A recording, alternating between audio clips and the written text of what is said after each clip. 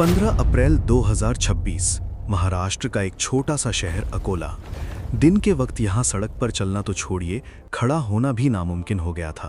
तापमान 44.9 degree Celsius, और कुछ ही घंटों के लिए सही, लेकिन ये छोटा सा शहर पूरी दुनिया का सबसे गर्म पॉइंट बन गया था। और डरावनी बात यह है कि सिर्फ अकोला की कहानी नहीं है। वाराणसी, बांदा, ओडिशा का टिटलागढ़, पूरी दुनिया के 25 सबसे गर्म शहरों में से 20 शहर हमारे इंडिया के थे। सबसे शॉकिंग बात पता है क्या है? गर्मी अभी अपने पीक पर पहुंची भी नहीं है। ये तो बस शुरुआत है। पूरे देश में अभी से हीट इमरजेंसी जैसे हालात हैं। स्कूल बंद हो रहे हैं, समर वेकेशन एडवांस कर दिए गए हैं और बच्चे बीमार पड़ रहे हैं। सवाल ये है कि अचानक ऐसा क्या हो गया? हर साल भारत में गर्मी आती है, हम उसे झेलते भी हैं, पर इस साल ऐसा क्या है जो वैज्ञानिक भी डरे हुए हैं? इसे समझने के लिए आपको इंडिया के नेचुरल एसी सिस्टम को समझना होगा। हर साल मार्च से मई के बीच भूमध्य सागर यानी मेडिटेरेनियन सी से ठंडी हवाएं भारत आती हैं, जिन्हें वेस्टर्न डिस्टर्बेंस कहते हैं। ये हल्की बारिश लाती हैं और हमें चिलचिलाती गर्मी से एक ब्रेक देती हैं। लेकिन इस साल ये सिस्टम फेल हो गया। अप्रैल आते आते ये हवाएं कमजोर पड़ गईं या रास्ता भटक गईं। नतीजा, आसमान बिल्कुल साफ है, बादलों का नामो निशान नहीं है और सूरज की सीधी किरणें जमीन को एक भट्टी की तरह गर्म कर रही हैं।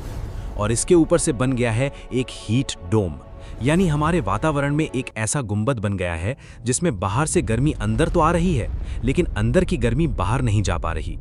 हमारे कंक्रीट के शहर इस आग में घी डालने का काम कर रहे हैं। कभी नेचुरल एसी सिटी कहलाने वाला बेंगलुरु आज 37 डिग्री पर उबल रहा है।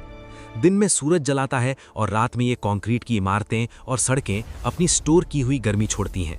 यानी हमारे शरीर को इस गर्मी से रिकवर होने का मौका ही नहीं मिल रहा। लेकिन दोस्तों, असली विलेन की तो अभी एंट्री ही नहीं हुई है। वो है सुपर एल नीनो।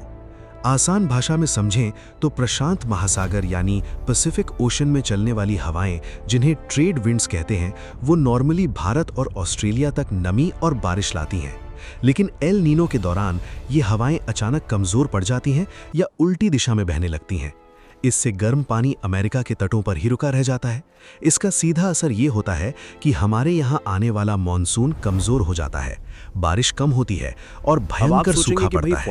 और इस साल ये एल नीनो नहीं, सुपर एल नीनो है, यानी तबाही का लेवल कहीं ज्यादा बड़ा है।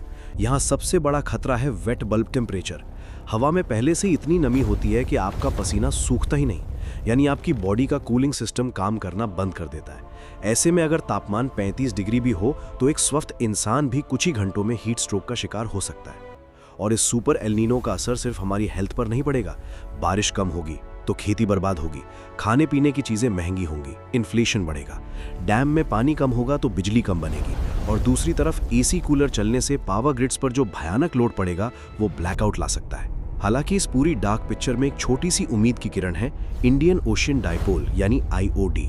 अगर इस साल आईओडी पॉजिटिव फेज में जाता है तो ये एल नीनो के प्रभाव को थोड़ा कम कर सकता है और भारत की तरफ नमी को खींच सकता है। लेकिन सच्चाई ये है कि ये अभी सिर्फ एक थ्योरी है। दोस्तों, हम एक मल्टी लेयर्ड क्राइसिस में फंस चुके हैं। अगली बार अगर कोई आपसे कहे कि अरे गर्मी ही तो है, हर साल होती है, तो उसे समझाना कि ये नॉर्मल गर्मी नहीं है, ये एक प्लैनेट स्केल सिस्टम फेलियर का सिग्नल है। हमारे समंदर, हमारा वायुमंडल और हमारे कंक्रीट के शहर सब मिलकर एक ऐसा माहौल बना रहे हैं जिसके लिए इंसानी शरीर कभी डिजाइन ही नहीं हुआ था।